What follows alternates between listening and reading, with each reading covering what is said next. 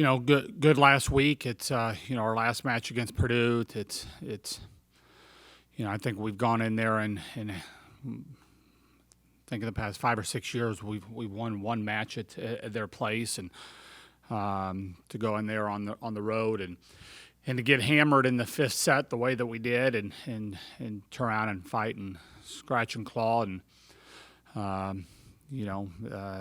wins are hard to get in the Big Ten, but there are some places that it can be a little bit more difficult than others. And to beat a top 5 team on the road is it was a good win for us. We've got Iowa and Michigan in front of us, and we're excited about this week.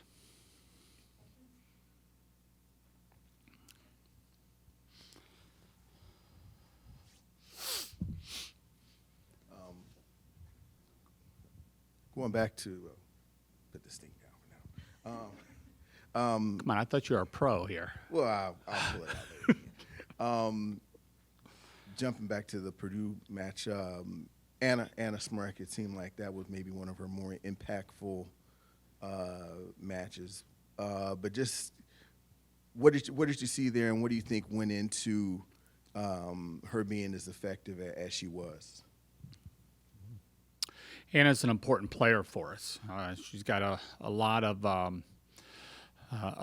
ability to impact a match in a lot of different ways. It was tough because we weren't able to work with her this last spring to work on some of the things that she needs to work on to develop. There are some health concerns that that didn't allow us as much opportunity in the gym during that part that she needed.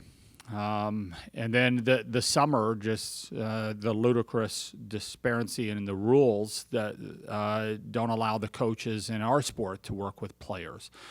And so there was that's a long block of time that would have really helped her in her development had she A, been healthy the first part, and B, been able to have some type of instruction in the second part. And so I she came in here a little bit further behind than what we would have hoped. And but the kid works hard and has improved in some certain areas, and she's healthy right now, and we saw against Purdue the impact that she's capable of having. And she put in really good balls in good areas of the court, not trying to force some things. Sometimes she gets, her aggressiveness can get the better of her instead of using her natural talents. She can try to do too much, and that's when errors start happening. But I thought she played under control and impacted the match in a really important way with her block and her attacking. Also this week, Shanel is finally free to compete, and I guess just can you speak to one, I guess, what challenges does it present how do you envision maybe her fitting in, and what maybe were some of the challenges when she wasn't playing of trying to, I don't know, how do you handle that? Well, first of all, we should not be in this situation. She should not be in this situation as of right now. This is really the first time I've really kind of spoken out on it. But I think it is horrendous that this kid had to sit out 14 matches. Meanwhile, a Jackson Kirkland at Washington, who was in the exact same situation, an All-American, had to sit out for one game in football. Here's a guy that went into the draft, got himself an agent, and then went back in, and he's an All-American football player and had to miss one game. What is the difference between him and what happened to Shanel? The only difference is the sports and the genders, right? She went to go see what her options were, found out what her options were, decided to come back to college. And the first thing they said was, no, you're not eligible at all. at all. And then she goes back and appeals it and gets herself half of a season. There's an element great. It's fantastic. But how are we having one set of rules for some sports or some genders and another set of rules for other sports and other genders? What is college athletics supposed to be? What is this supposed to be? We should be celebrating the fact that we have college is going to prepare you for the next stage of your life, right? And if it's better for you to stay in here, then fine. We're going to help get you ready. No, she went out there, she looked at her opportunities. The opportunities weren't great.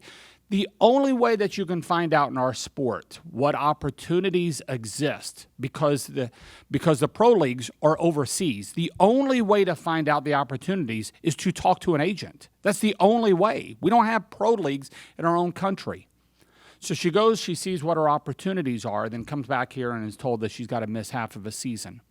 Meanwhile, you have a football player whose opportunities are here in our country. You can see them, you can talk with them. Everybody knows what those opportunities are, and has to sit out one game. I just gave you one example of one football player, but we had a situation a few years ago with a football player here that did not have to miss that much. Right? You had a Rutgers football player that said, I'm done, I'm going to go play professionally, I'm going to give up a bowl. Not going to play in the bowl. They get accepted into the bowl game, and he turns around and is able to go back after talking with agents. It is almost criminal. I don't know what else to say. It is horrible. Let's go with that this kid has had to miss this much. So how is she going to fit in? I don't know. I mean, that's something that we've got to figure out. Even if she doesn't play that much, it's ludicrous that she's had to sit out. And then you look at the disparities of what I was talking about earlier, the fact that we're not allowed to coach and work with our players during the summer while other sports are. We've got to get this thing right, man, because it's you can't sit there with a straight face and say that this is all right. And what we've been told for years is, hey, these committees are getting this thing figured out. There's going to be blanket stuff across the board. But my goodness, we've been hearing that for a decade, right? And but how does Shanel fit in? I don't know. I mean, we've got to I'm excited for her to get out there and play in whatever role that is. We feel really good about our libero situation, and a great young future for Golche and has been playing pretty well. We like being able to have back row attack options, all 6 rotations, like what we got right now with Sarah Franklin and Yulia Orzel. It's going to be tough for her, but it's not about her making us better. This is even if she doesn't play a point, it's about what is right and wrong rather than how she can help our team play. It's the way that I look at it. Kelly, everything you just said makes so much sense. Do you get to say that to someone at the NCAA? And if so, what is the response? And what's their answer to all the great points you just made? I was not on the call. Coaches are not allowed on the call when the appeals happen. We see a response that is a written response, and they did not adequately answer because they won't talk specifically about other cases. But it's inadequate. I mean, it's simply inadequate. If this was a different sport, a more high-profile sport, talk shows would be talking about this. I mean, it is.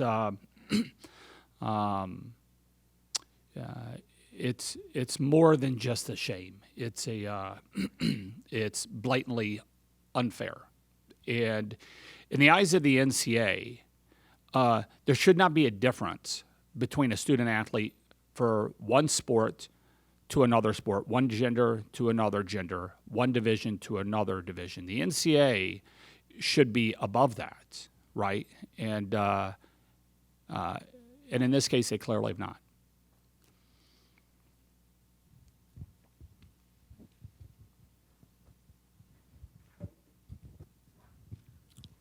That said, Kelly, just can you just share with us what you've seen from Shanel, and just in terms of your view of how she's handled this situation?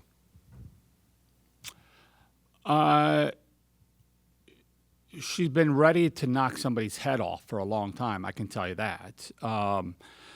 There's a lot of frustration, a lot of anger. I would say that has been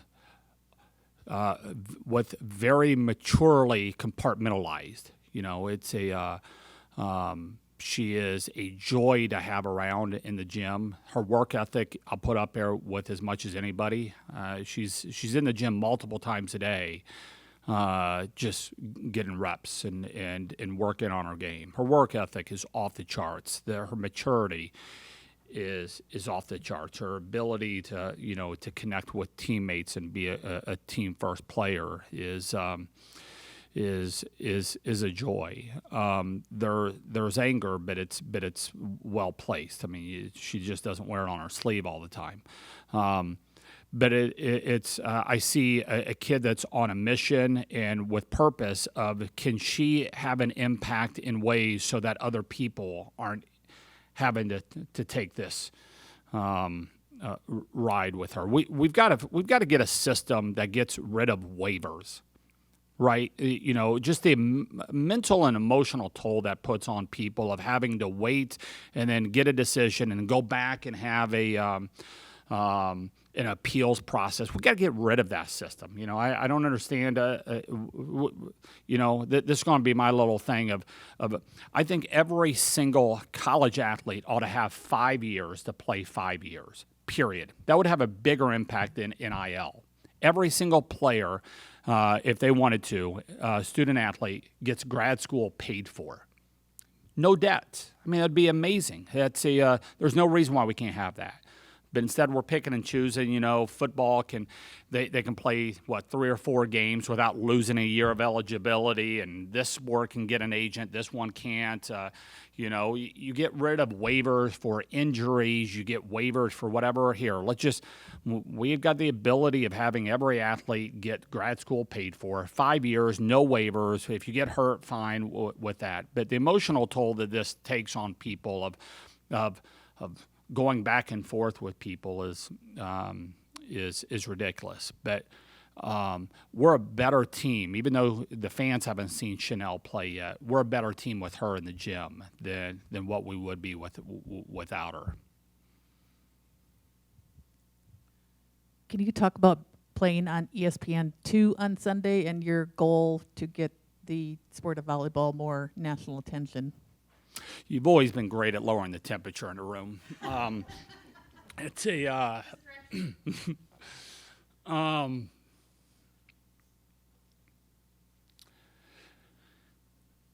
there's been a change this year, an acceleration, if you will, on the number of matches that have been on national networks outside of the BTN.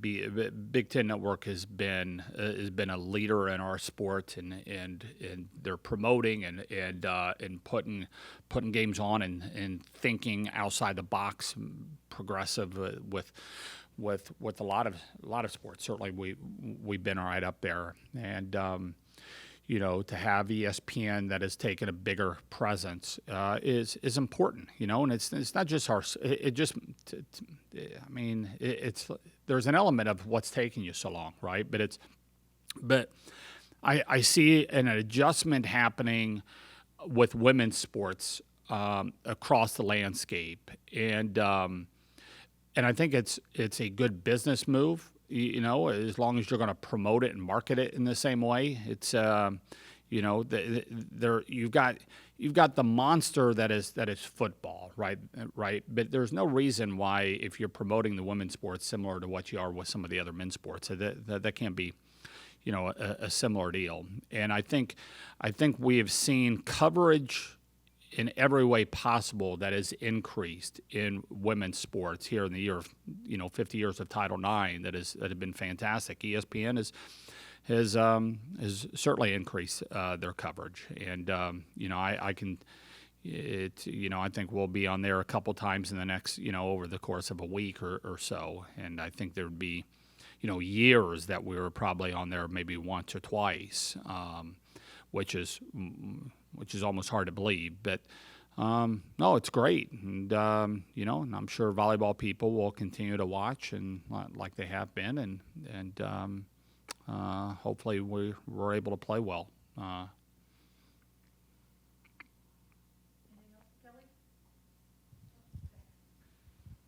Just looking at Iowa for a moment, Yeah. It seems like they got a first-year head coach there with the program. It seems like they're maybe building something bigger than what they have been. Is that Yeah. kind of what you've seen? Yeah. I think Jim's really good. He's had a lot of success. I think in most cases when he's left a program, he's left it better than when he got in there. And you can certainly see that he's leaving his mark in a very short period of time. This team's they play hard. Iowa plays hard. They serve and pass better than what I've seen them do recently. They defend. There's a joy that they're playing with. They've got their middles can really get going. They're really solid at the setting position. They're really good up the middle, and they're able to get the balls to the middles quite a bit.